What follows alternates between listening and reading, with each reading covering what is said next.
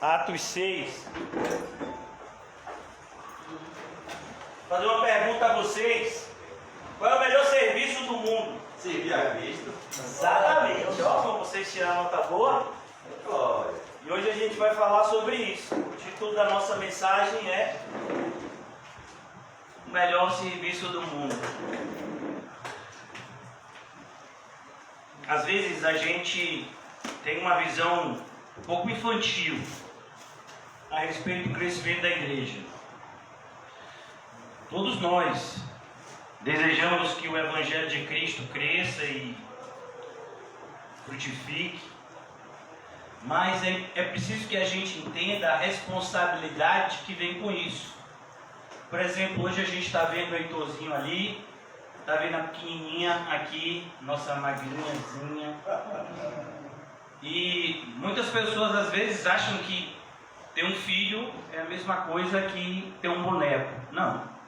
Boneco você coloca lá no armário, brinca quando quiser, brinca quando não quer. E a mesma coisa é a obra de Deus. Pregar o Evangelho. A gente está indo pregar o Evangelho em Vista Alegre. E se pessoas se converterem lá? E se houver um avivamento como em Atos, 100, 200 pessoas crerem em Cristo, o que a gente vai fazer? Vai deixar essas pessoas à sua própria sorte? Não, mas Deus está no controle de tudo. Eu sei que Deus está no controle de tudo. Mas e a responsabilidade que Ele deu para você e para mim? Também faz parte do controle dele. Então aqui a gente vai perceber isso. Que quando a igreja cresce, irmãos, as responsabilidades também crescem. E a quem mais é dado, mais é cobrado. É maravilhoso conhecer ao Senhor, é maravilhoso poder contar com o Senhor nos nossos momentos de dificuldade, que são muitos. Mas é importante que a gente entenda que no nosso relacionamento com Deus, nós temos direitos e deveres. Infelizmente essa última parte tem sido esquecida.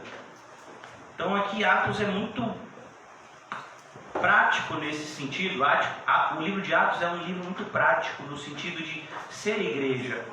Mostra o dia a dia de uma igreja, a formação de uma igreja. Toda igreja é uma igreja em formação, porque ela é formada por pessoas que estão em formação. Uma igreja pode ter 300 anos, mas as pessoas que estão lá não têm. Então é uma igreja de formação. Então aqui nós terminamos ontem à noite o capítulo 5 e vimos como essa alegria de Cristo é algo precioso. É uma alegria que transcende as circunstâncias. Os apóstolos, eles tinham acabado de ser açoitados publicamente e eles estavam comemorando o privilégio de padecerem pelo nome de Cristo. Olha que coisa. Isso é uma alegria espiritual. E agora no capítulo 6 a gente vai perceber os primeiros problemas da igreja. Até então estavam tendo problemas externos, a perseguição dos líderes religiosos, mas começa a surgir agora problemas internos em virtude do crescimento da igreja. Quando a igreja cresce, por exemplo, vamos pensar aqui. Vamos imaginar que hoje o irmão Calmon está ali em pé, bonito, ali parecendo segurança, olhando para a escada, vai sobe alguém. Então vamos imaginar que o irmão Calmon está ali, a gente tem 2, 3, 4, 5 lugares aqui vagos e subam 50 pessoas ali naquela escada. O irmão Calmon vai ficar na maior alegria, mas ao mesmo tempo ele e Rita vão ficar preocupados, vão olhar para Reginho, e aí Reginho como é que vai ser? E aí a gente vai ter que arranjar uma cadeira semana que vem, aí aqui nesse lugar não vai dar. Já pensou? Vamos imaginar somente essa rua. Essa rua ela vai estar lá embaixo, né? Só nessa rua aqui. Se o Espírito Santo visitasse hoje 5 a 10 casas, onde é que as pessoas iam sentar aqui? E aí? Percebe, irmãos, às vezes a gente não pensa nisso. A gente vai fazendo as coisas meio que, né, na brincadeira. Não, as coisas de Deus têm que ser sérias. As coisas de Deus precisam ser planejadas. A gente precisa estar em oração constantemente, porque é em oração que o Espírito Santo de Deus vai nos mostrando as necessidades que muitas vezes surgem e a gente nem percebe. Porque às vezes a gente vem para o culto, e nada contra isso. Às vezes a gente vem para o culto e a gente vem para o culto numa necessidade tão grande de receber, que a gente não percebe que a gente veio aqui também para deixar um pouquinho da gente aqui. Você sabe qual é o título? Você sabe qual é o significado da palavra culto? Significa serviço. Mas na maioria das vezes a gente tem aquela ideia, não, eu vou para um culto. Uma vez eu vi, acho que foi um amigo de Quinho, logo no começo, quando o Quinho perguntou, você vai para o culto, você vai fazer o que na igreja? Vou pegar minha bênção. Eu vou receber minha bênção. A ideia de culto é sempre a ideia de que você vai lá receber alguma coisa. Sim, e você não vai deixar nada lá. Você não vai se desgastar por amor a Cristo. Então a gente precisa, irmãos, entender que o serviço cristão é um privilégio. Sabe? Se tem faltado alegria na sua vida e na minha, é porque a gente não tem se doado como deveria. Quem aqui se lembra de quando era criança? Né? O irmão Calmon praticamente foi ontem. Aqui, o irmãozinho aqui que já também lembra. Você lembra quando você era pequeno, meu filho? Não lembra não, né? Porque já é grande, já é um homem, né? Tem quantos anos?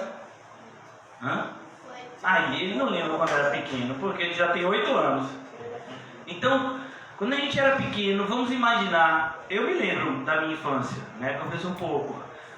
Passava o dia todo brincando às vezes. E meu pai me chamava para tomar banho, para dormir. Já! Assim mesmo. Né? Eu nunca vi uma criança dizer, tô cansado de brincar. Já brincamos tanto hoje, né? Você já viu o Paulo Henrique se queixando assim? Meu pai, tô cansado de mexer nesse celular, meu dedo chega a estar de bolha. Você já viu alguma criança devolvendo assim o celular para a mãe? Mãe, tome aqui, não quero mais brincar com esse celular de joelho. Já viu? Porque aquilo que a gente sente prazer, a gente gosta de fazer.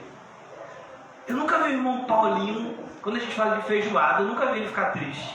Eu só vi ele ficar alegre. Aí ele só fica triste no preço do feijão. Aí ele fica um pouco triste, né? Então, se a gente não está feliz como deveria, é porque a gente não está entendendo esse privilégio de que estar no serviço de Cristo significa estar com Cristo, porque a gente não pode fazer o serviço à parte dele. Quem se lembra do estudo de João que a gente fez recentemente? Sem mim, nada podeis fazer. Significa que toda vez que eu estou servindo a Cristo, Ele está ao meu lado. E mais do que isso, o Espírito de Cristo está em mim para que eu possa fazer o serviço dele. Se há um enchimento especial na nossa vida, é justamente quando nós estamos a serviço de Cristo. Você já viu aqueles carros oficiais a serviço do governo, né? Tem aqueles emblemas, né?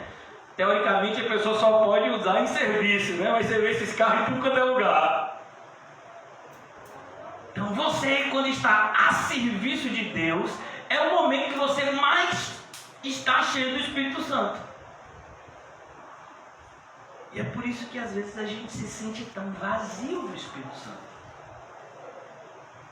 Todas as vezes que a gente vai ler nesse livro, ou em qualquer outro da Bíblia, que é um avivamento, a gente já viu aqui alguns, vimos até no capítulo 4, oração que Deus manda um terremoto.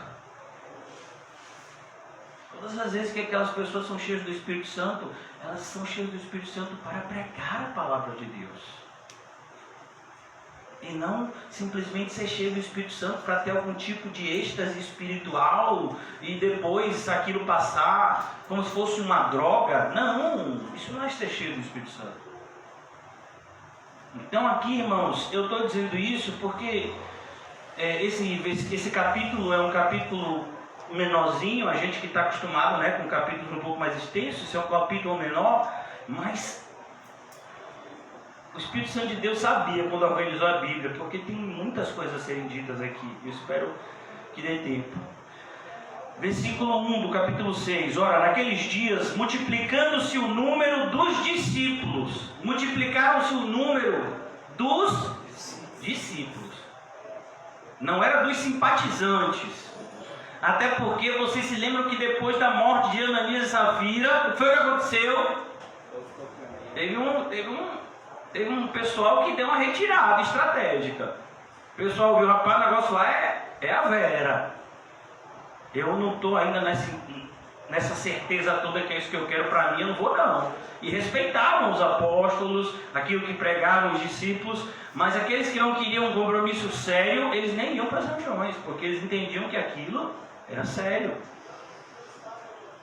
Então, cresceu o número dos discípulos. E só para recapitular, porque se eu não falar isso, não sou eu. Um discípulo é aquele que renunciou a tudo, tomou a sua cruz, seguiu Jesus. Todo aquele que não renuncia a tudo quanto possui, não pode ser meu discípulo. Então entenda essa palavra discípulo, é isso aí. Multiplicaram-se o número dos discípulos. Perceba que quando uma pessoa se agregava à igreja naquela época, ela entendia que automaticamente ela seria perseguida pelo menos pelos judeus. Pelo menos pelos judeus ela seria perseguida. Independentemente até de outras perseguições e oposições familiares que pudessem vir, mas dos líderes religiosos ele podia contar que seria perseguido. Então uma pessoa só entrava no caminho, como era conhecido, no caminho de Cristo, se efetivamente ela fosse visitada por uma conversão genuína. Então ele diz aqui, multiplicando-se o número dos discípulos, houve murmuração. É a primeira vez que tem murmuração na igreja. E é por causa de quê? De comida. Misericórdia. É por causa de coisas materiais, ou carne maldita.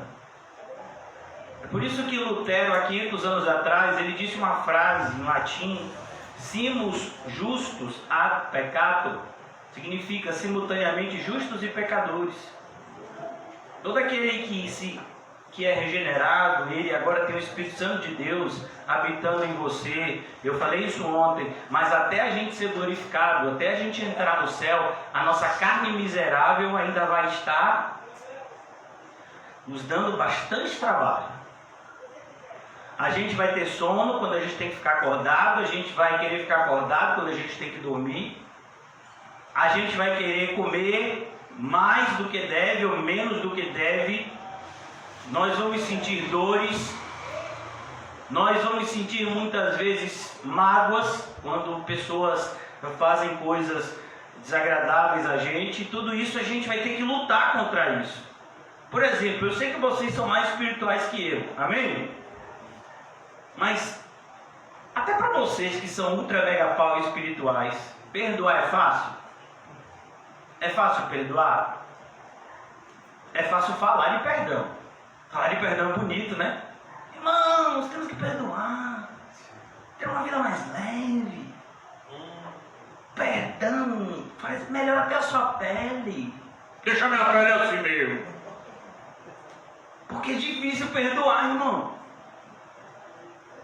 Mas não há impossíveis para Deus. Então aqui a gente percebe que há esse tipo de coisa na igreja. Tinha uma igreja cheia de Deus, que era a igreja de Filipos, e tinha duas mulheres que eram espirituais, Evódia e Sinti. Eu tenho certeza que você vai encontrar essas duas no céu, e elas vão ser amigas lá, já são. Mas aqui na terra, uma olhava para a outra e dizia assim: já de erva doce? Quer botar um pouco para dormir? Deixa eu botar um chá verde. Até mais para o irmão José, para o pastor, para ver se eles querem uma caloria. Então assim, Evódia e Sintique, elas sempre se desentendiam por coisas como essa. Não pelos princípios da fé, elas tinham os mesmos princípios da fé. Mas de repente, para Evódia, a geladeira tinha que estar aqui. Para Cíntia, a geladeira tinha que estar lá. E elas debatiam esses assuntos. E a murmuração surge nesse contexto. O que aconteceu? Vocês se lembram que na igreja não havia necessitados. Não é bonito isso? É bonito no papel, mas dá trabalho. Então os irmãos que tinham mais, eles doavam. E era a responsabilidade da igreja, principalmente dos apóstolos, gerir esses recursos para que efetivamente não houvesse abuso e também não faltasse o essencial para as pessoas. Havia muitas pessoas que haviam abandonado tudo, que haviam se agregado à igreja, estavam morando em comunidades evangélicas. Quem já assistiu o filme de Paulo viu isso. Paulo, apóstolo de Cristo, vilas inteiras, de evangélicos, porque muitas vezes eram expulsos de casa, e aí eles começavam a viver em comunidades, morar mesmo. E houve murmuração dos helenistas contra os hebreus. O que é um helenista? Ah, pastor, isso é fácil, são os filhos de Helena. Tinha uma mulher chamada Helena, ela teve muito filho. Não, meu filho. Helenista é o sinônimo de grego. Então, haviam judeus de fala grega. Vocês se lembram que o povo de Israel, quando eu falo povo de Israel, eu falo as 12 tribos, as 10 tribos, elas foram completamente destruídas pelos assírios e nunca mais voltaram a ter a característica de nação. Somente o reino de Judá, que foi invadido pelos babilônios, mas voltou depois, na época dos persas, dos medos, a ter a característica de nação. E até nessa época de Jesus, e mesmo dominado pelos romanos, eles tinham o direito de exercerem a sua religião, mas aquelas 10 tribos nunca mais voltaram a ser. Mas aqueles judeus, eles foram dispersos a várias partes do mundo. Em vários lugares eles montavam as suas sinagogas, eles iam às festas anuais. Então existiam judeus de falas diferentes. Você se lembra que em Pentecoste, inclusive, um dos sinais da manifestação do Espírito Santo foi justamente esses idiomas diferentes, onde judeus de todas as partes do mundo ouviam os discípulos falando e louvando a Deus na sua língua materna. Ou seja, pessoas que eram de lugares diferentes. Então existiam aqui cristãos de fala grega e cristãos de fala hebraica. E nós estamos aqui nessa primeira parte ainda da expansão do Evangelho, que o Evangelho está restrito a Jerusalém. Jesus havia dito: Jerusalém, Judéia, Samaria e até os confins da terra. Até agora aqui no capítulo 6, eles ainda estão em Jerusalém. Então, havia murmuração. O que estava acontecendo?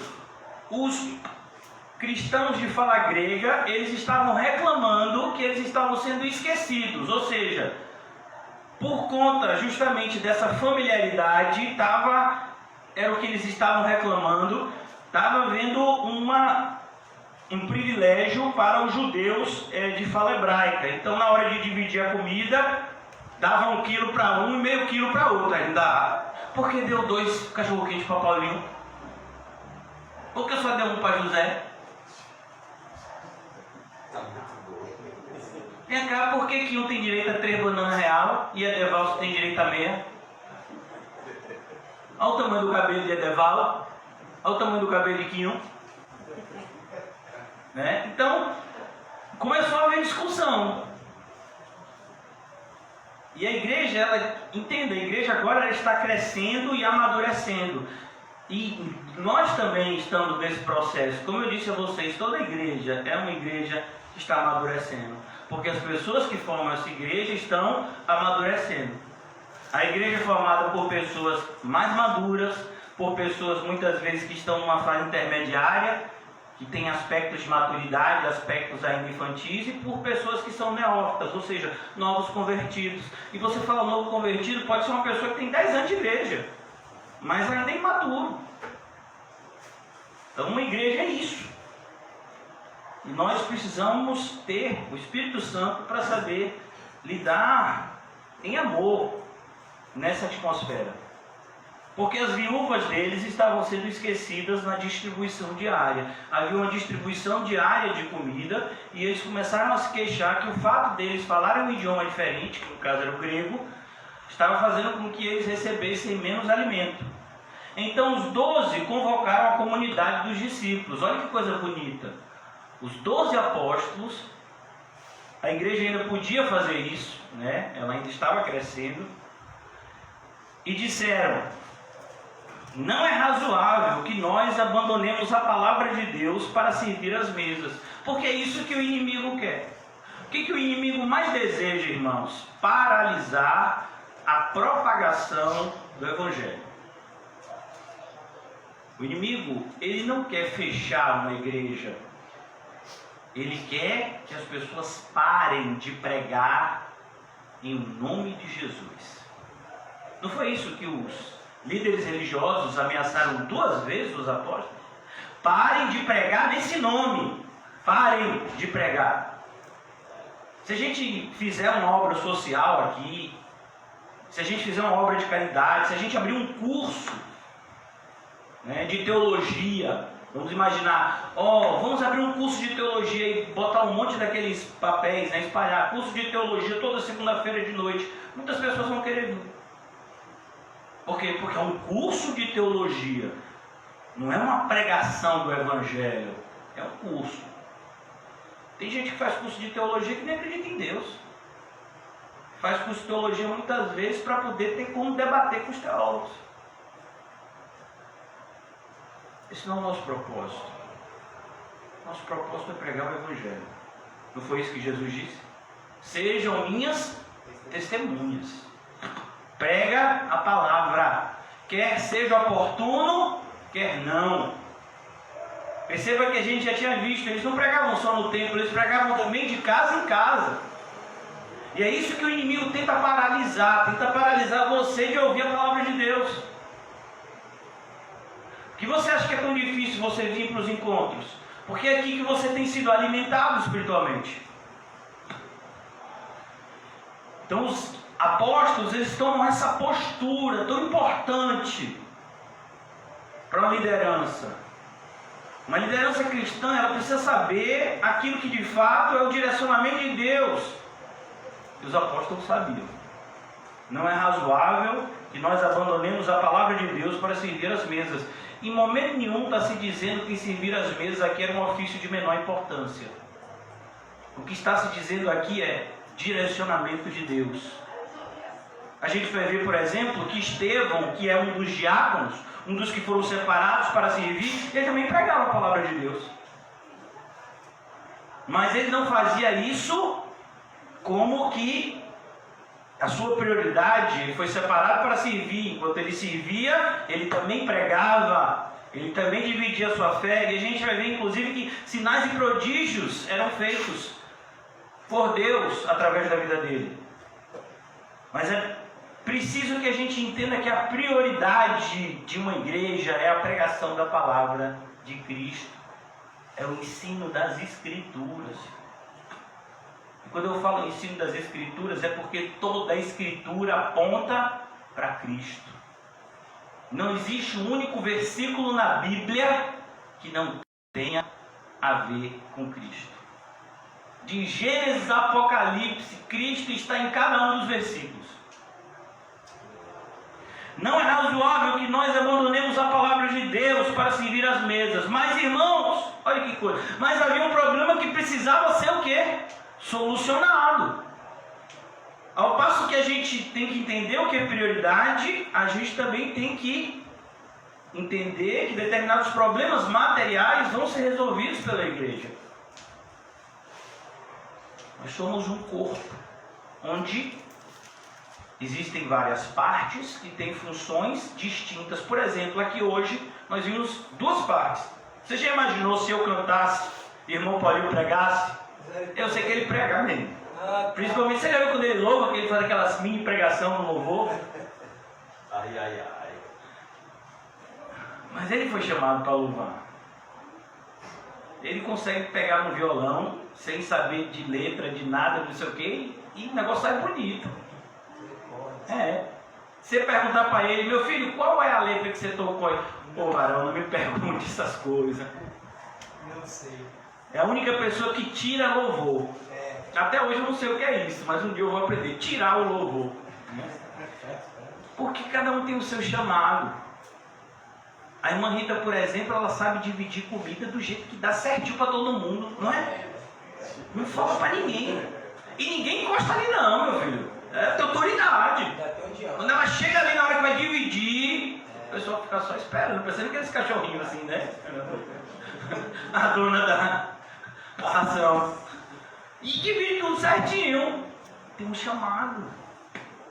Então a gente precisa entender que naquilo que nós fomos chamados para fazer, o Espírito Santo vai fazer que a gente faça bem. O triste é que muitas pessoas querem fazer coisas que não foram chamadas para fazer. Mas irmãos, escolhei dentre vós 7 homens de boa reputação. Olha as características, tinha que ter uma boa reputação. Tinha que ser uma pessoa de boa reputação. Por quê, irmãos? Porque eles iam mexer com as coisas materiais. E já tinha tido o exemplo de Judas, que foi o tesoureiro. Já tinha tido o exemplo de Ananias e Safira. Então era preciso que uma pessoa que tivesse boa reputação em relação a mexer com coisas materiais. Cheios do Espírito. Precisavam ser pessoas espirituais. Irmãos, qualquer coisa que a gente faça na igreja, você tem que ser espiritual. Porque senão você vai estar fazendo um desserviço para Cristo. E de sabedoria, precisa ter sabedoria. Você já imaginou, você vai entregar algo para alguém e a pessoa, em vez de te agradecer, fala um monte de impropério para você? Então me dê de volta! Olha, você quer ser mais carnal com a pessoa? Você tem que ter sabedoria, não é assim, irmão? Ah, agora vocês estão me dando certinho, mas teve uma época que estava tudo errado aqui. Quantas pessoas falam mal da igreja? No nosso caso, não, a gente nunca passou por isso. Então, aí você de repente, uma pessoa vai e fala, não, você tem que ter sabedoria. Por exemplo, o livro de Provérbios, que é um livro de sabedoria, né? Diz que quem repreende o tolo, o que acontece? Traz a tolice do tolo para si. E aí? Você vai repreender o tolo? Então você precisava ter sabedoria para lidar com essa situação. Para você servir na igreja, é necessário que você tenha essa sabedoria de Deus, que você seja uma pessoa espiritual e que você seja uma pessoa de boa reputação. Você imagine, por exemplo, que você vai botar para tomar conta da comida uma pessoa que você sabe que gosta de comer legal. A gente teve um exemplo uma vez lá no CAC. Eu fiquei sabendo bem depois. Logo no início do CAC, o CAC tinha em média, nessa época, o CAC estava com umas 7, 8 pessoas. Aí tinha uma pessoa que estava sendo o obreiro, tinha medo desse obreiro. Então tinha um cuscuz, ele pegava metade do cuscuz, era dele, e a outra metade dividia para os outros 6. E ele disse, porque o obreiro tem que comer legal, o sacerdote tem que comer legal. Era a justificativa dele. Imagine você colocar uma pessoa dessa para tomar conta de comida. E aí? Por isso que de repente eu olhei para essa pessoa, filho, no meio da pessoa estava com a barriga. O que foi, meu filho? Não, é porque é Deus, é Deus. Eu digo, rapaz, eu acho que não é Deus, deve ser outro Deus aí, viu?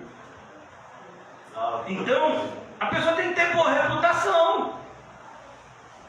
Graças a Deus todos vocês têm, amém, irmãos? Então, todo mundo aqui está apto para servir. Os quais encarregaremos deste serviço. Olha que coisa, deste serviço. Por quê? Porque pode surgir o quê? Outros serviços. Então, aqui a ideia não é o surgimento de um cargo na igreja chamado diácono. Não, a palavra inclusive aqui diácono significa serviço. Vem do verbo grego diakonai, que significa servir. Então, o que no original, o texto está dizendo, separem homens para este serviço. Não está dizendo, separem pessoas e dê a elas o cargo de diácono. Não. Mais adiante, até isso vai ser mais ou menos institucionalizado na igreja. Paulo fala até sobre isso.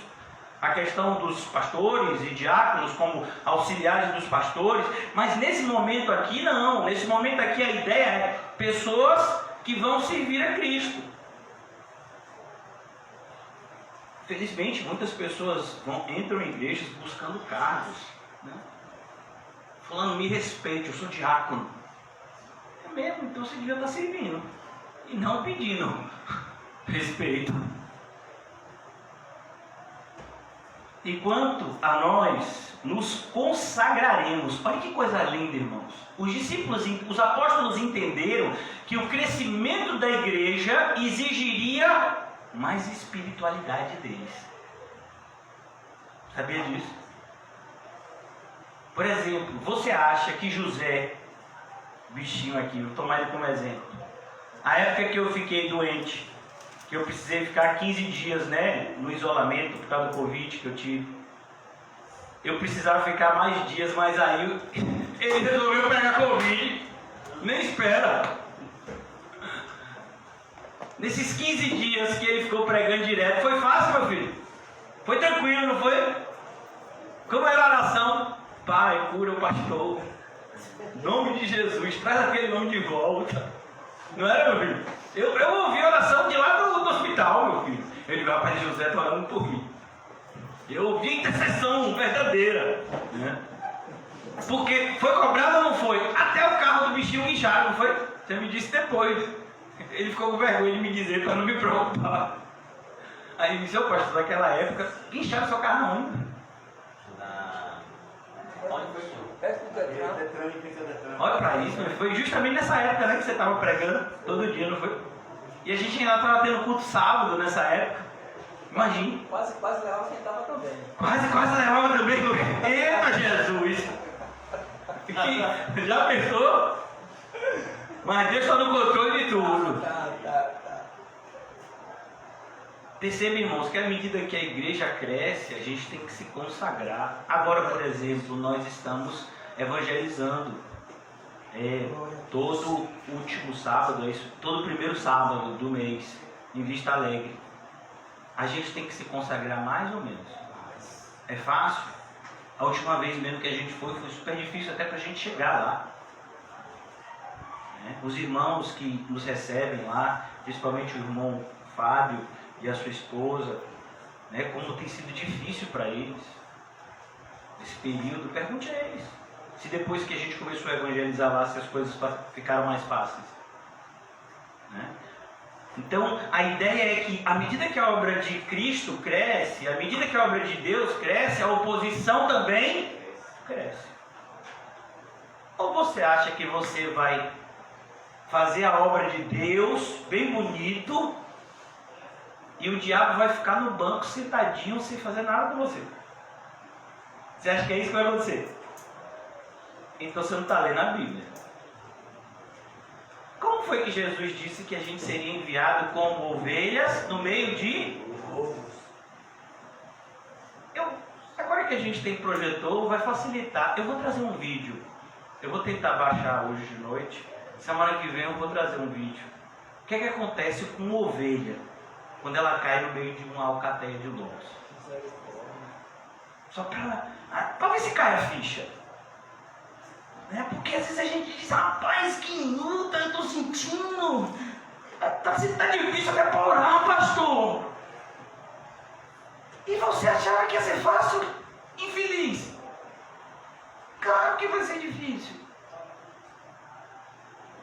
Algum de vocês já subiu, já fez alpinismo? Já subiu em montanha? Fora comum? Já subiu no Himalaia 2 vezes? Meu filho, quando você sobe, à medida que você vai subir na montanha, o ar vai ficando mais rarefeito. Você vai tendo uma sensação de que falta de ar. É por isso que quando você vai subir em determinadas montanhas que são muito altas, você tem que levar até aquele cilindro de oxigênio para respirar. Então, à medida que você está subindo, se aproximando de Deus, Você acha que vai ficar as coisas mais fáceis? É isso que você acha mesmo? Pergunta a Paulo. Se as coisas ficaram mais fáceis. Então essa ideia, irmãos, que muitas vezes tem sido disseminada por conta desse falso evangelho, quer dizer, se você estiver, pelo menos foi o que me foi ensinado por um falso pastor. Se você estiver na posição, nada de ruim vai acontecer. Meu filho, eu já fiquei em tudo que é posição, desde a cabeça para baixo. Já botei bananeira. E o problema passa? Nada, meu filho, só aumenta. Graças a Deus. Porque Deus só corrige quem ama. Deus só poda aqueles que estão frutificando. Sabia disso? Você está dando fruto? Então Deus vai podar você para que você dê mais fruto ainda. Então a gente precisa abraçar. Quando Jesus disse que a gente tinha que carregar a nossa cruz, ele não estava brincando. Ele estava dizendo, olha, vai ser maravilhoso, mas também vai ser doloroso. Estejam preparados. Quanto a nós, nos consagraremos. Você sabe o que significa a palavra consagrar? Separar para Deus. A ideia aqui é, nós nos separaremos para Deus mais ainda. Eu gosto da frase de um puritano do passado que diz, antes de falarmos para os homens, precisamos falar com Deus. Eu só posso falar com vocês se eu falar com Deus antes. Eu só posso fazer algo para alguém se eu falar com Deus antes. Isso é se consagrar. Tanto que tem um momento que perguntam, Jesus estava com os seus discípulos, e vem gente, os discípulos de João jejuam. João Batista. Os fariseus, os discípulos dos fariseus também jejuam. Por que os seus discípulos de Jesus não jejuam? Pedro batia legal o prato, meu filho. Comia legal. Aí Jesus disse, ninguém vai jejuar quando tem festa, mas quando o noivo for tirado, eles jejuarão. E eles jejuaram. A gente vai ver logo adiante. Havia momentos que eles jejuavam. Então, se consagrar é isso, é você se separar para Deus. É você entender que você é uma oferta viva para Deus. Não é o que está escrito em Romanos, capítulo 12? Qual é o nosso culto? É o nosso corpo, sendo oferecido a Deus de modo racional, vivo, santo e agradável a Deus.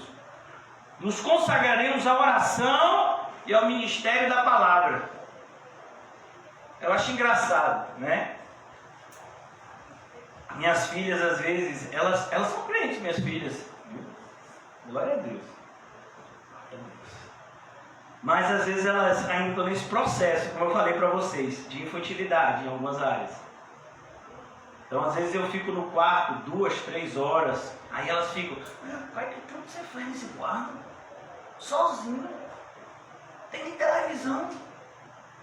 Fica fazendo o que lá?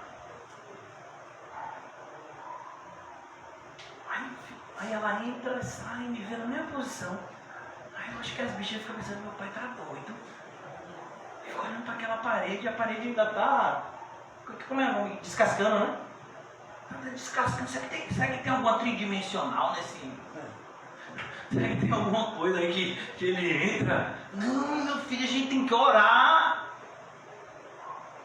Quando eu estou caminhando, e eu caminho quase todos os dias, eu fico falando sozinho, pensando na pregação, na palavra. Rapaz, era aquilo que Paulo queria dizer. E aí eu vejo o pessoal olhando e dizendo, esse homem é doido. É isso que é se consagrar, irmãos. Você está no banheiro, você está pensando em Deus. Você pega um pão, você está pensando em Deus. Você acorda de madrugada, você está pensando em Deus. 5 horas da manhã, liga uma pessoa e diz, pastor, eu liguei para você para testar o chip. Às vezes tem gente que liga da prisão.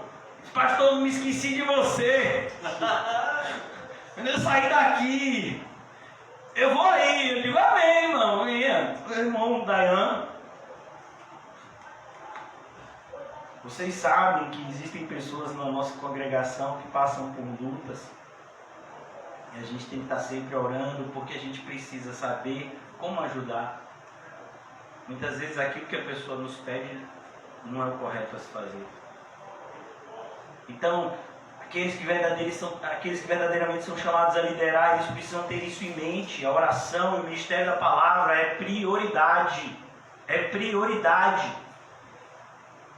Isso pode parecer para algumas pessoas, né, errado, mas isso é bíblico. E olha que coisa bonita, quando os apóstolos falaram isso, não houve oposição, porque o Espírito Santo estava naquele lugar e mostrou para aquelas pessoas que aquilo era a vontade de Deus. O parecer agradou a todos, versículo 5. O parecer agradou a toda a comunidade e escolheram a Estevão, homem cheio de fé e do Espírito Santo. Olha que coisa linda. Qual era a marca de Estevão? Ele era um homem cheio de fé e do Espírito Santo. Para dizer isso de uma pessoa, a pessoa tem que ser diferente. E a gente vai ver logo aqui que Estevão tinha uma marca de Cristo visível na vida dele. Não é por acaso que o irmão José mora num prédio com esse nome. Né? Escolheram também Filipe, Prócoro, Nicanor, Timão, Pármenas e Nicolau. E sabe o que é bom se observar aqui? Eu sei que vocês já sabiam disso. Todos esses nomes são nomes gregos. Olha que coisa linda. Olha que exemplo bonito. Qual era a queixa? Que os judeus de fala hebraica estavam sendo o quê? Preferidos em relação aos judeus de fala grega. Então tá bom, então vamos escolher e vamos botar gente só de fala grega. Que é para poder fazer tudo direitinho. Tá certo? E todo mundo achou bom. Que coisa linda. Porque é assim que acontece. Os problemas que muitas vezes acontecem na nossa congregação, em qualquer congregação que de fato esteja debaixo das mãos do Senhor Jesus, são problemas que muitas vezes são enviados pelo próprio Senhor, buscando a nossa maturidade. Sem problemas, irmãos, nós não amadurecemos. Por exemplo, todas as crianças em fase escolar, elas precisam fazer o quê? Provas. Não é isso mesmo? Tem que fazer provas para saber se o conteúdo que foi dado pelos professores de fato foi absorvido por eles. Porque você imagina uma criança que está na 3ª série e não sabe ler. E como foi que ela passou na alfabetização? Porque a alfabetização é o quê? É para você aprender a ler e escrever. Por que passou então essa criança se ela nem sabia ler e escrever? Como é que uma criança dessa vai chegar na 1ª série? E como é que ela já está na 3ª? Se ela devia estar ainda na alfabetização. Então, as provas, elas trazem esse benefício maravilhoso, que é a maturidade. Então, aquele que envia a tempestade é aquele que manda no vento e no mar. Então a gente precisa entender isso. Todos os seus problemas e os meus problemas têm um único propósito: aumentar a nossa fé em Deus, aumentar a nossa comunhão com Cristo, amadurecer a mim e a você. Versículo 6: apresentaram-nos perante os apóstolos, e estes, orando, lhes impuseram as mãos. A ideia de impor as mãos, irmãos, é a ideia de concordar. Não há nenhum misticismo nisso. É como, por exemplo, quando uma pessoa fala assim: irmão, eu acho que esse mês você vai ganhar muito dinheiro. Você diz misericórdia ou você diz amém? Pastor, aí só me pegou. Eu acho que eu digo amém. Porque a palavra amém significa o quê? Que assim seja. Agora se eu disser, irmão, acho que todo mundo esse mês vai pegar doença aqui. Misericórdia, não tem nem dúvida. Não é não? Então aqui, essa ideia de levantar as mãos é a ideia de consentimento, é a ideia de unidade. Por isso que Paulo inclusive diz: levantando mãos santas, orem por todos. Ele escreve isso em uma das suas cartas.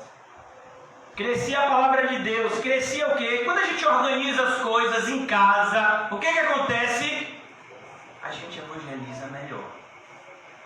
Se as coisas não estiverem bem aqui dentro, como é que a gente vai pregar por de fora?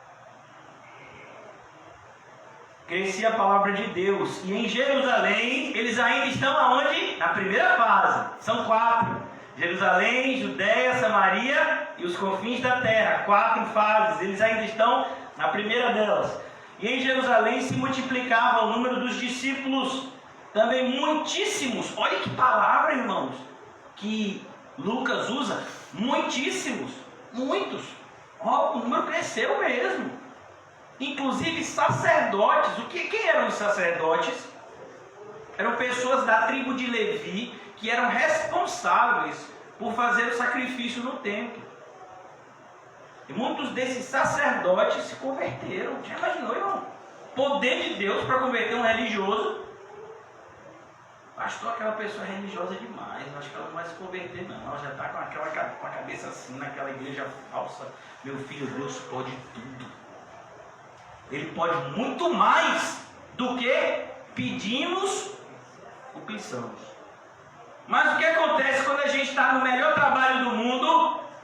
A gente tem o maior inimigo do mundo. Quem é a pessoa mais invejosa do mundo? Quem é? Fora você e eu. O diabo. Ele não vai ficar feliz que você está trabalhando para Deus. Estevão, cheio de graça e poder, fazia prodígios e grandes sinais entre o povo. Olha que coisa, Estevão era uma pessoa que simplesmente servia as mesas, fazia as compras. Como é o nome do mercado, meu filho? Você que é do sul? Centro-Sul. Centro-Sul. Fazia as compras lá no Centro-Sul, que diz que é mais barato, né? Não, acho que mais barato é não sei aonde. Fazia as compras e dividia com o pessoal. E para isso tinha que ser. Quem já foi comprar as compras com o Paulinho sabe que precisa ser cheio de Espírito Santo. Precisa. Amém, irmão? Tá transbordando. José já foi, não foi, meu filho? Alguma vez. Quase a gente era muito lá dentro. Olha para isso, tá vendo? Estevão, cheio de graça e poder, fazia prodígios. Prodígios, irmão. Glória a E Deus. grandes sinais entre o povo. Mas ele era uma pessoa que só fazia compra e dividia comida com o povo. E você acha que isso é pouca coisa? Fazer a obra de Deus é pouca coisa, irmão. Qualquer coisa que você faça para Deus, quando você faz de todo o coração, Deus recebe. Olha o que Jesus disse. Se você der um copo de água fria, ó, o irmão com a mão sempre traz um copinho. Você der um copo de água fria a um profeta, aquele que está pregando a palavra de Deus, o galardão meu e do irmão comum essa noite é igual. O irmão comum trouxe o copo e me deu o copo. E eu fiquei aqui pregando. Para Deus, a gente fez a mesma coisa. Por quê? Ele fez o que Deus mandou ele fazer e eu estou fazendo o que Deus me mandou fazer. Então para Deus é o quê? Igual.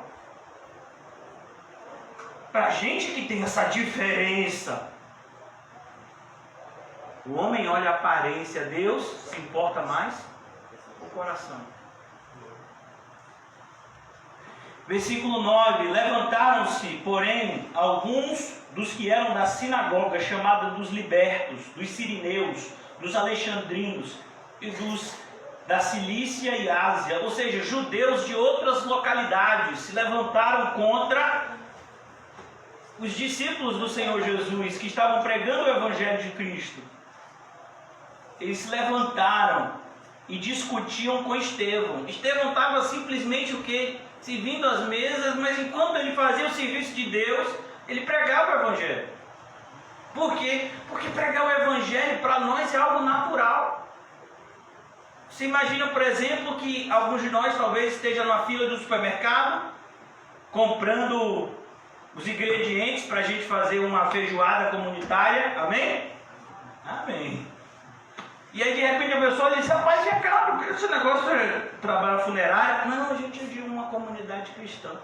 Vocês pregam, vocês são evangélicos? A gente é evangélico. E vem você é daqueles que pedem dinheiro? Não, a gente não pede, não, a gente não é desses, não. A gente prega o Evangelho de Cristo. Você quer conhecer? saber que você é um pecador miserável, você vai falando com a pessoa de forma natural. Sabe, tem irmãos aqui que trabalham e o local de trabalho deles é um ponto de pregação. Eu não posso dizer isso porque pode haver perseguição. É a igreja perseguida em Salvador. A gente precisa esconder a identidade de determinados irmãos para a própria segurança deles. Brincadeira. Então a ideia justamente é essa, irmão. Para a gente falar de Cristo é algo que é natural. E para Estevão era isso. Uma pessoa cheia do Espírito Santo, ele não consegue deixar de falar de Cristo nem um minuto. Levantaram-se, porém, alguns desses e começaram a discutir com Estevão. Ah, então você é desses, é você! Estava com aqueles apóstolos, né? É você! E não podiam resistir à sabedoria e ao Espírito pelo qual ele falava. Olha que coisa, irmãos. É por isso, irmãos, que eu não tenho nenhum medo de teólogo. O pastor fulano de tal, ele tem pós-doutorado no seu... Meu filho, se ele for conversar comigo, ele vai conversar comigo dessa mesma Bíblia aqui. Se ele não fala da Bíblia, então ele não é teólogo. Se ele for falar da Bíblia, a gente fala. É como, por exemplo, irmãos, vem um desses aí, esses homens aí daqui do Brasil, que às vezes escreveram tantos livros, né? E vem dizer para mim e para você que o cristão deve andar armado, deve ter pó de arma para poder, se alguém entrar na casa dele, ele atirar em legítima defesa. Eu digo, vem cá, vamos para a Bíblia. Mas pastor, ele tem doutorado. Eu digo, eu não preciso de doutor não, meu filho. Vem cá. Se alguém bater na sua face direita, faz o quê? Vamos ler? Está onde? Mateus, capítulo 5. Para que é o doutorado? Aí você fala isso na cara de um homem desse, ele fica o quê? Revoltado com você. O irmão José já foi expulso de um monte de grupo. Quando ele bota alguma coisa bíblica, né, meu filho? O pessoal exclui logo o bichinho. Coitado do bichinho, rapaz. Faça isso com ele não. Me dá carinho a ele, menino de Deus. Porque é isso, irmãos, quando a gente fala determinadas coisas, quando você vai mostrar para alguém, por exemplo, que um cristão tem que se envolver em questões políticas, que a nossa prioridade é o reino de Deus, se a gente tem uma bandeira, a nossa bandeira é Cristo, e somente ela é a nossa bandeira, Cristo. Então as pessoas vão se levantar, e aqui elas vão se levantar com ódio, fúria. Então subornaram, olha que coisa. Eles não conseguiam discutir com Estevão, eles não conseguiam dialogar com Estevão, porque Estevão falava a verdade e eles não tinham argumentos para desconstruir aquilo que Estevão estava ensinando. Porque a Bíblia deles era a mesma, ou seja, o Antigo Testamento. Então eles iam falar alguma coisa, Estevão ia lá e falava outra. Esse camarada entende de Bíblia. A gente vai ver o sermão de Estevão no capítulo 7. Então o que foi que eles fizeram? Subornaram homens. Sabia que isso pode acontecer comigo, com você? Se não aconteceu ainda, irmãos, é por misericórdia. É porque Deus está tendo... É o propósito de Deus que a gente não seja perseguido a esse nível. Mas para alguma pessoa inventar uma história com seu nome e com o meu. Não, o fulano estava fazendo falcatrua mesmo. Eu estava lá, eu vi. Você não estava nem lá naquele lugar. Mas aparecem 10 pessoas para dizer que você estava lá. E aí?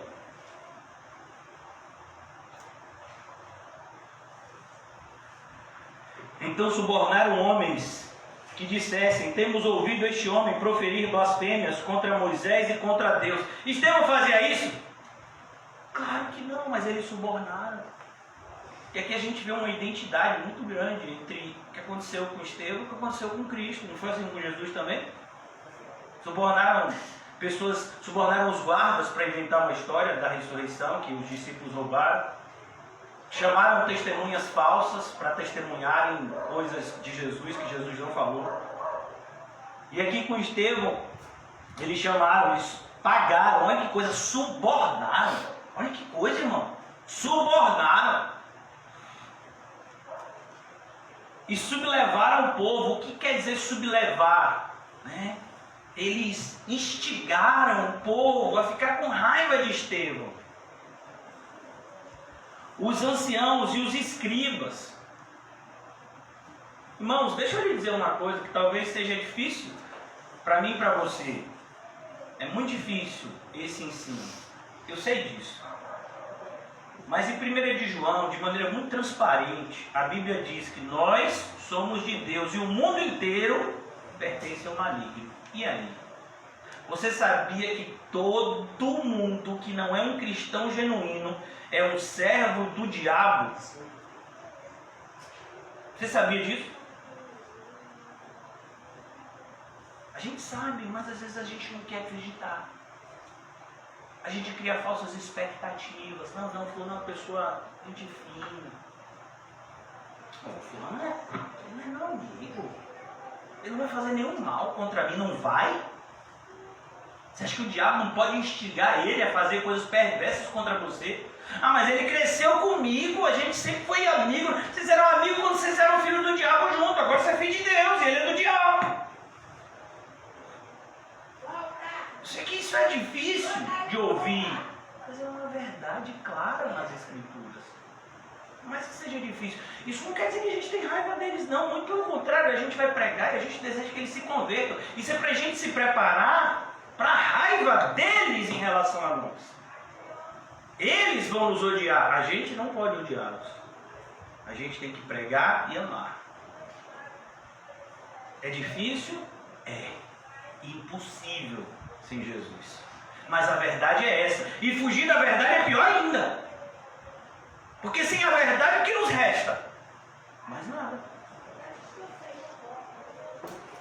Então aqui ele diz: sublevaram o povo. Eu já estou concluindo, irmãos. Eu achei que hoje ia ser rápido. Que ilusão. Instigaram o povo, os anciãos, os escribas, investindo, o arrebataram. A ideia de arrebatar é pegaram ele à força. Você acha que quando o inimigo... Você acha que se não fosse a graça de Deus protegendo a você e a mim, a gente chegava aqui, irmão? Alguém já tinha pego a gente à força aí, talvez a gente tivesse amarrado em algum lugar, sendo torturado. Mas eu não fiz nada. Você é crente? Então você já fez. Para o mundo isso é o suficiente para ter ódio para te matar. Você é crente. E se você pregar a verdade, aí o ódio é levado ao quadrado. Investindo o arrebatado, levando ao sinédrio. Ao sinédrio de novo, irmão. O lugarzinho infeliz. E agora que coisa? Foi um lugar, irmãos, concebido para se fazer o bem, para se fazer a justiça, para se defender as verdades de Deus. Aqueles homens ali estavam no sinédrio, eles eram conhecidos, a gente já viu isso em João 3, como um dos principais. Eles eram escolhidos dentre o povo judeu para julgarem as causas, para que o nome de Deus não fosse blasfemado. E foi o sinédrio que condenou o Filho de Deus. E agora o sinédrio está pegando um outro Filho de Deus aqui, por adoção, que é Estevão, assim como nós, e vai julgá-lo injustamente de novo. Por isso que se você esperar alguma coisa da justiça dos homens, você vai se frustrar. Eu vejo pessoas que se dizem cristãs, correndo atrás dos seus direitos e perdendo tudo em todas as instâncias. Eles não aprendem. Meu Deus, o que é isso?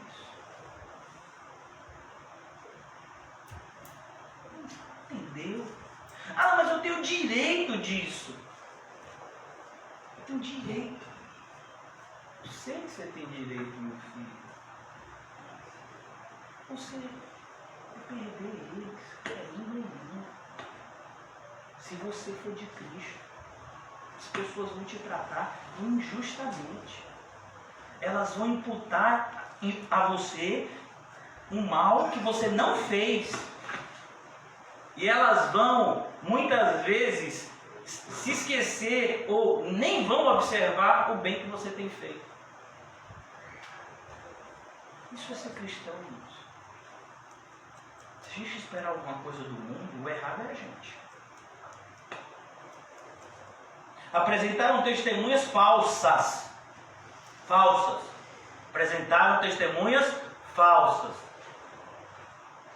Que depuseram: este homem não cessa de falar contra o lugar santo e contra a lei. Porque temos ouvido dizer que esse Jesus o Nazareno, a ideia de um Nazareno aqui, irmãos, é o propósito de denegrir a Cristo. Porque eles queriam deixar bem claro que um homem de Nazaré não poderia ser o Messias. Vocês se lembram que o próprio Natanael falou isso no Evangelho de João, capítulo 1. Pode sair alguma coisa boa de Nazaré? Então a ideia de Nazareno aqui é para denegrir, o propósito é de denegrir a imagem. Mas sim, Jesus de Nazaré, que nasceu em Belém, que seus pais fugiram para o Egito por conta da perseguição, avisados por anjo, é esse que é o Messias.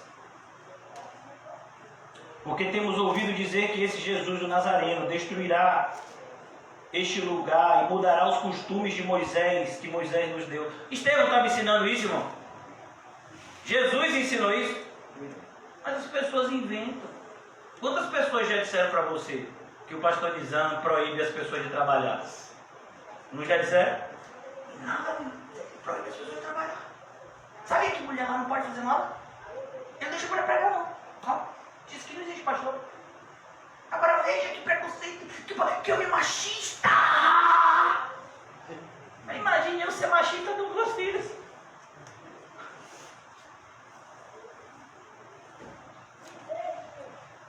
Então as pessoas vão inventar coisas, irmãos. Se você não está preparado para as pessoas inventarem coisas com seu nome, acho que você está no lugar errado. Porque como cristão é isso que vão fazer. Mas a Bíblia diz, naquilo que falam mal de nós, eles têm que ficar envergonhados. A gente não pode dar motivo.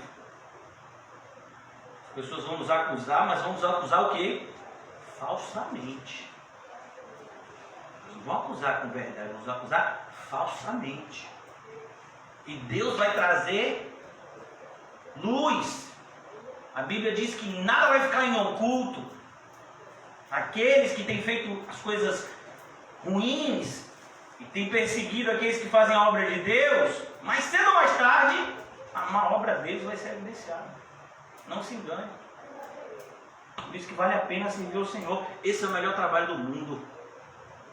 A gente não devia trocar esse nosso ofício cristão por nada. E o último versículo da noite, irmãos, aqui no versículo 15. Todos os que estavam assentados no sinédrio, fitando os olhos de Estevão, viram seu rosto como se fosse o rosto de anjo. Olha que coisa, irmão! Eles olharam para Estevão e eles viram o rosto de um anjo. A ideia de anjo é um ser que resplandece. Lembra de Moisés, quando Moisés subia para ficar lá 40 dias falando com Deus? Quando ele descia, a sua face resplandecia, o povo ficava assustado. Estevão, a face dele está resplandecendo. Mas isso foi suficiente para o povo entender que Estevão era um servo de Deus? Não, o povo ainda vai perseguir, vai matar ele, apedrejar. Agora, eu vou dizer uma coisa. Todos aqueles que nos perseguem, e eu falo isso por experiência própria, todos aqueles que nos perseguem, eles sabem que o que falamos é verdade. Eu já tive a oportunidade de conversar com algumas pessoas que falaram muito mal de mim, e que ainda falam. E algumas dessas pessoas eu conversei e perguntei: você disse isso e isso, não foi? Tá certo, eu estou errado nisso e isso. Me mostre na Bíblia o que foi que eu falei de errado. Não foi que você falou alguma coisa de errado, foi o jeito que você falou. Já imaginou, irmão?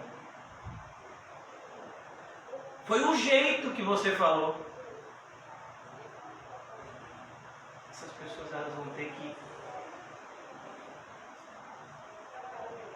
aceitarem o jeito de Cristo naquele grande dia. Tem uma passagem, irmãos, que eu tenho muita compaixão daqueles que fazem oposição à obra de Deus, porque o destino deles é triste. A Bíblia diz em Mateus 22 que o Senhor Jesus envia os seus servos, é uma parábola, e ele envia os seus servos para convidarem as pessoas para uma festa que o rei estava dando. Mas o que foi que aconteceu? As pessoas não quiseram ir para a festa, desonraram o rei. E o rei disse: vão de novo lá e convidem de novo as pessoas. E aí os servos do rei foram de novo. O rei mandou, eles foram. Quando chegou lá, os convidados não somente recusaram o convite, como se tornaram violentos e começaram a bater nos servos do rei e mataram alguns. E aí teve um que conseguiu chegar lá e contar para o rei: ó rei, o pessoal ficou violento, bateram e matou alguns da gente. Ele disse: como é? Foi mesmo. Agora, pega o exército e mata todo mundo e toca fogo nas aldeias dele. Pode ler Mateus 22. Então, irmãos, cuidado. O próprio Gamaliel, que nem crente era. Gamaliel não é crente, não. Gamaliel é um ímpio que está falando de maneira equilibrada. Ele está dizendo: vocês estão perseguindo esses homens, pense direito. Porque se eles forem de Deus, vocês vão estar travando uma luta contra o próprio Deus. Então a gente tem que tomar muito cuidado. Porque contra a verdade das Escrituras, a gente não pode nada, nem você nem eu. Se eu ensinar alguma coisa aqui que não for bíblico, você não somente não tem que aceitar, como tem que me repreender. Agora, se o que eu falar aqui é bíblico, eu e você não temos direito de discordar. Porque foi o próprio Senhor Jesus que disse: nós seremos julgados por essa palavra. Essa palavra que vai julgar a gente. Jesus veio para abrir os nossos olhos para essa palavra, para que nós pudéssemos então adorar a Deus com todo o nosso entendimento. Então que o Senhor nos ajude, irmãos, a sermos mais parecidos com Estevão e menos parecidos com Sinédrio. Vamos orar. Obrigado, Senhor Jesus, por essa palavra de motivação e de alerta. Ajuda-nos, Senhor, a nos entregar cada vez mais desimpedidamente ao serviço que o Senhor nos incumbir. Não nos deixa, Senhor, ser enganados pela astúcia do príncipe deste século, que muitas vezes tenta nos convencer que o serviço cristão é enfadonho e muitas vezes é chato e ruim. Ó Senhor, o serviço cristão é maravilhoso. Enche-nos do Teu Santo Espírito, Senhor, para que possamos servi-lo plenamente.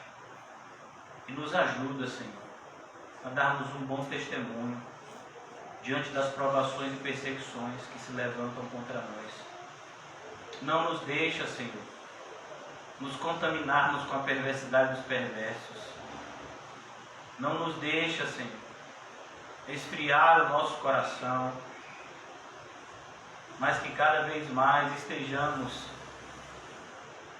alegres por sermos considerados dignos de sofrermos afrontas pelo nome de Jesus.